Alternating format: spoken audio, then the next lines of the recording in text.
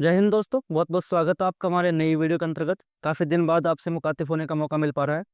कुछ समय की व्यस्तताओं के कारण, कुछ इसलिए कि बार बार आपके बीच वीडियो बना के फालतू वक्त ज़ाया किया जाए, क्योंकि ये समय बहुत कीमती है। मैं आपसे लास्ट वीडियो में बोल के गया था कि फालतू के अनावश्यक दिन भर सोशल मीडिया का यूज़ करने की बजाय आप अपने समय को सही जगह यूटिलाइज करें। इस वीडियो का मुख्य उद्देश्य ये रहेगा कि हम इन 4 महीनों में एक अभ्यर्थी के रूप में किस प्रकार की समस्या उसके पास आती है और उसको किस तरह से वो मैनेज करे, किन गलती से वो बच सके, जिससे कि वो अपना स्कोर अच्छा कर सके, अपने लिए एक सीट सुनिश्चित कर सके।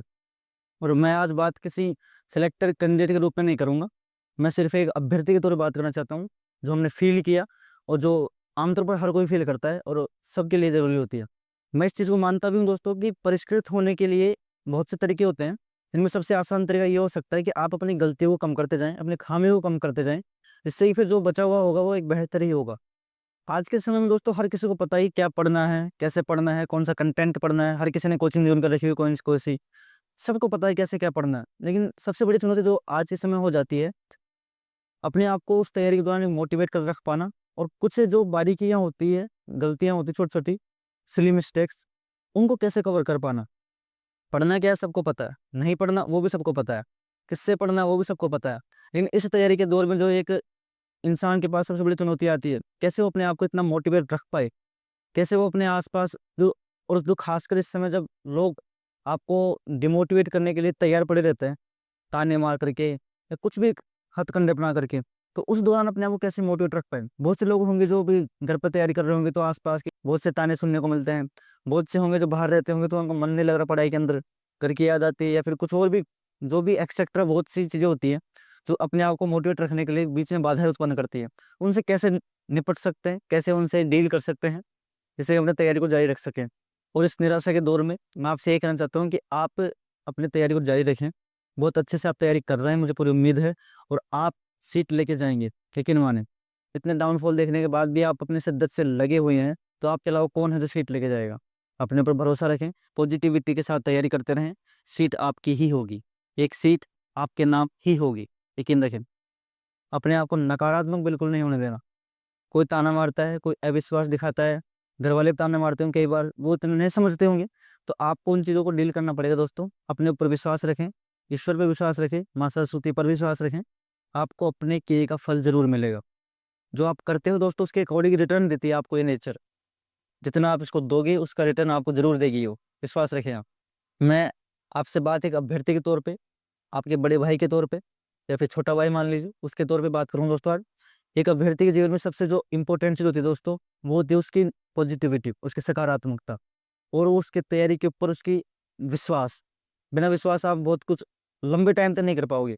आज आप मोटिवेट रह सकते हो 1 दिन, 2 दिन, लेकिन जब आपके ऊपर खुद पे विश्वास नहीं है, हमारे अंदर एक सकारात्मकता नहीं है, तो हम बहुत लंबे टाइम तक नहीं टिक सकते।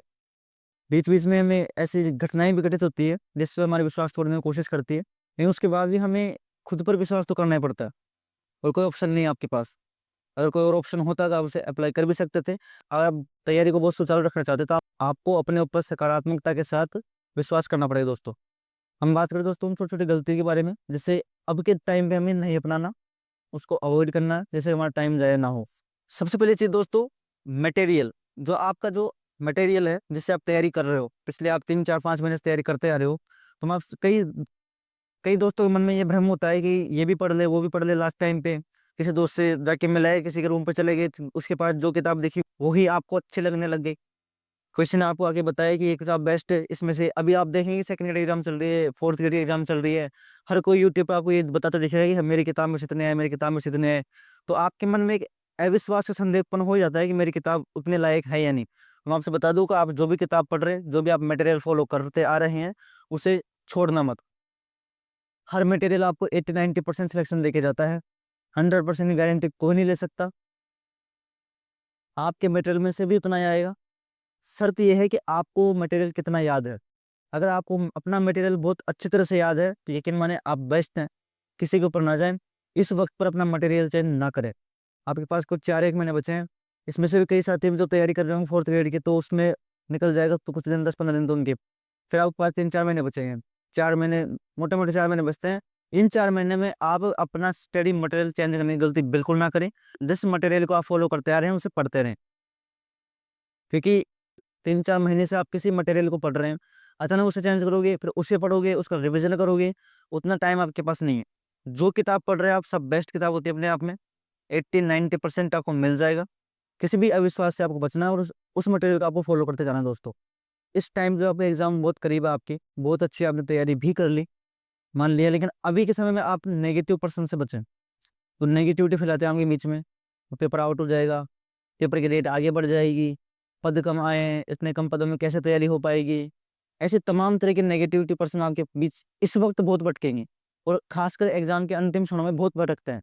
आपके आस पड़ोसी हो सकते हैं, उन सब की यही ख्वाहिश होती है कि आप कैसे डिस्ट्रैक्ट हो जाए बस। आपके दोस्त हो सकते हैं, कई कई दोस्त होते हैं ऐसे डिस्ट्रैक्ट करने के लिए लगे रहते हैं सारा दिन भर फोन पे, टाइम खराब करने के लिए। तो आपको ऐसे नेगेटिविटी पर्सनों से बहुत बचना है। ऐसे लोगों से ऐसे बात करना बंद करो तो कर दो, कोई दिक्कत नहीं है। मैं आपको यही बोलता हूँ कि आपकी तैयारी के दौरान आपके लक्ष्यों के बीच में जो आपकी बाधाएं बन रही है वो सब आपके दुश्मन समान है। ऐसे लोगों से बचना ही बेहतर है। बचाव ही उनका उपाय है दोस्तों। बाद में दोस्ती यारी रिश्तेदारी सब साधते रहना। अभी के टाइम पे ऐसे लोगों से बहुत बचने की जरूरत है। नंबर ब्लैक लिस्ट में डाल दो, कोई दिक्कत नहीं है। और उनसे बात भी करनी है तो ऐसे टाइम पकड़ो जब आप तैयारी नहीं करे, आप पढ़ नहीं रहे हो खाली टाइम पे। इस टाइम बहुत होता है ऐसा कि आप पढ़ रहे हो तो आपको डिस्टर्ब करने के लिए बहुत से लोग फोन कर देंगे, ताने मारेंगे कि तू तुमसे बात ही नहीं करता, वगैरह वगैरह बहुत चीज़ें होती हैं। वो खासकर वो लास्ट टाइम पे ही होती है। आपको इस टाइम पे अपने आप को सहज रखने की आवश्यकता है, बहुत मोटिवेट रखने की और पॉजिटिव रखने की आवश्यकता है। किसी भी एक छोटी सी नेगेटिव इमेज आपके दिमाग में पड़ती है तो आपको सारा दिन खराब जाता है। मैं समझ सकता हूँ इस बात को। कोई भी नेगेटिविटी दिमाग में गई, आपका सारा दिन बेकार गया, फिर आप वो सारा दिन पढ़ नहीं पाते, या फिर सारा दिन आपके दिमाग में वही वो चलता रहता है। इससे आपको पूरा पूरा दिन खराब हो जाता है कई बार तो। इसलिए ऐसे लोगों से, ऐसे दोस्तों से, ऐसे आस पड़ोसी से बचाव रखो, वही आपका उपाय है दोस्तों। क्योंकि लास्ट टाइम है दोस्तों, लास्ट टाइम फाइट करने के लिए होता है, गिव अप करने के लिए नहीं होता। इस टाइम आपका अगर एक दिन भी खराब जा रहा था, एक दिन का मतलब हो गया आपकी 5-6 घंटे तो आप पढ़ते ही होंगे, 6-7 घंटे पढ़ते होंगे आप।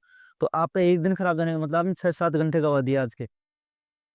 और इन 6-7 घंटों में कोई और लीड ले जाएगा आपसे, क्योंकि तैयारी करने वाले बहुत हैं, सीट लिमिटेड है, कंपटीशन अब भारी है। कंपटीशन पिछले पिछली भर्ती की बजाय बहुत भारी कंपटीशन है। हम तो शायद बहुत बड़ी भर्ती में लग गए, जो उस टाइम कट ऑफ भी कम गई, लेकिन इस टाइम जाहिर सी बात है पद कम आएंगे पिछले बार की बजाय तो। लगभग आधे पद ही आ सकते हैं।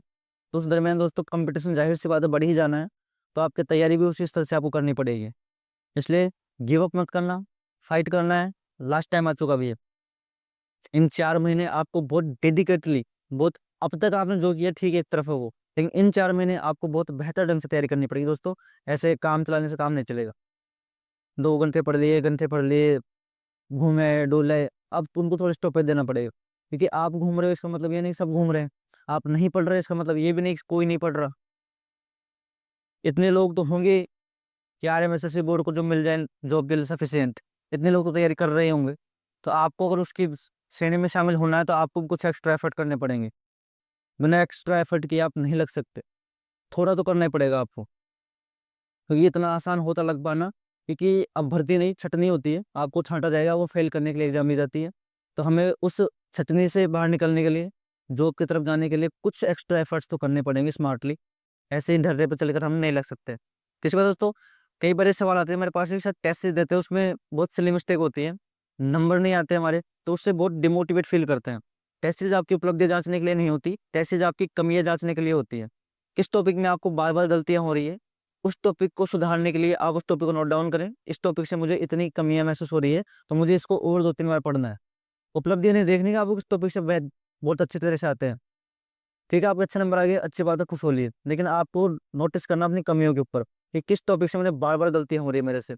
और मैं क्या टाइम मैनेजमेंट नहीं कर पा रहा, क्या मैं कम अटेम्प्ट करके भी अपना स्कोर अच्छा कर पा रहा हूँ, नहीं कर पा रहा। और आपके जो नोट्स हैं उसमें से अगर कोई सवाल आ रहा है वो आपके गलत तो नहीं हो रहे, आपको इन कुछ 4-5 चीज़ों को ध्यान रखना पड़ता है टेस्ट के दौरान। पर आपको कोई तनाव लेने की आवश्यकता नहीं है। टेस्ट सीरीज का स्तर जरूरी नहीं उस एग्जाम के स्तर का लेवल का हो, इसलिए आपको बिल्कुल तनाव नहीं लेना। आपको बस ये ध्यान रखना है कि मेरी क्या कमियां हैं, उन कमियों को कैसे दूर कर सकता हूँ मैं। पहले मैंने आपको बोला है, कमियों को दूर करते जाएंगे, अपने आप परिष्कृत होते जाएंगे। कमियों को लेकर नहीं बैठना। आपने कोई टॉपिक पढ़ लिया, टेस्ट दे लिया, नंबर कम आ गए, पटक दिया से आपने, बस उसको दोबारा उठा के देखा ही नहीं। आपको ये देखना है किस टॉपिक से कैसे कैसे प्रश्न गलत हो रहे हैं मेरे, किस स्तर के प्रश्न गलत हो रहे हैं मेरे, उनको बार बार रिवाइज करना आपको। इसलिए टेस्ट होता है। उपलब्धि नहीं जांचनी कि मेरे तो 200 नंबर आएगा तो बस अब तो मैं तो लग ही जाऊंगा, छोड़ दो पढ़ना, या फिर पढ़ना कम कर दूँ। नहीं, उस पर ध्यान ही नहीं देना आपको केवल अपनी कमियों पर ध्यान देना है, कहाँ मेरे से गलतियाँ हो रही है। लास्ट बात दोस्तों ये कि समय खराब होने से बचे, मैं आपको ये बोलता हूँ सबसे ज़रूरी बात, क्योंकि अब 4 महीने आपके पास है, बहुत कम समय आपके पास। सोशल मीडिया का यूज़ थोड़ा कम कर दें। हम बड़ी-बड़ी बातें नहीं कर सकते कि सोशल मीडिया बंद कर दो, पढ़ दे सारा दिन पढ़ो ही पढ़ो, ऐसा नहीं होता। लेकिन मैं आपसे ये कहूँ सोशल मीडिया का यूज़ थोड़ा कम कर दें आप। जो फालतू चीज़ें हैं उनको टाइम को बचाने की कोशिश करें आप। उसकी तुलना में आप सो सकते हो, जिससे कि आपका माइंड रिफ्रेश हो सके। सोने से आपको कभी लॉस नहीं होगा। आप दिन के 10-12 घंटे सोते हैं तो आपको लॉस नहीं होगा।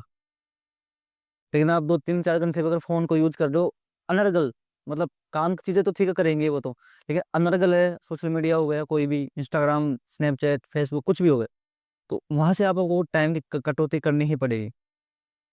पता नहीं आप क्या करें नहीं, कई लोग ऐसे भी होते हैं इस टाइम पे कि स्मार्टफ़ोन यूज़ करने बंद कर देते हैं। अपना वो छोटा कीपैड फ़ोन यूज़ करते हैं जिससे कि उनको डिस्ट्रैक्शन हो ही ना, या फिर बैलेंस ही नहीं करवाते फ़ोन के अंदर, कोई डिस्ट्रैक्ट ही ना करे। ऐसे-ऐसे लोगों की तैयारी करते हैं, क्योंकि सीट तो लिमिटेड है ना, कॉम्पिटिशन हाई है। अगर आप मतलब 2 घंटे सोशल मीडिया को दे रहे हो फालतू, काम के नहीं, फालतू जगह दे रहे हो, तो यकीनन वो 2 घंटे कोई और सदुपयोग कर रहा है। उन 2 घंटों में कोई और 2-3 टॉपिक याद कर पा रहा है। लेकिन आप उस 2 घंटे को कहीं और जगह जाया कर रहे हो, तो फ़र्क डिफ़रेंस तो आएगा तैयारी में, मार्क्स में डिफ़रेंस अपने आप दिख जाता है फिर। थोड़ा सैक्रिफ़ाइस तो करना ही पड़ेगा अपने लिए, थोड़ा कठोर अपने लिए बनना पड़ेगा आपको। ऐसे होता तो हर घर में हर कोई लग जाता। थोड़ा सैक्रिफ़ाइस करना पड़ेगा दोस्तों, और मुझे उम्मीद है कि आप कर भी लेंगे, क्योंकि आपको जॉब के लिए कितना आप लालायित हैं, इतनी उम्मीद मुझे है कि आप अपने लिए एक अच्छा अनुशासन बना के ज़रूर रखेंगे।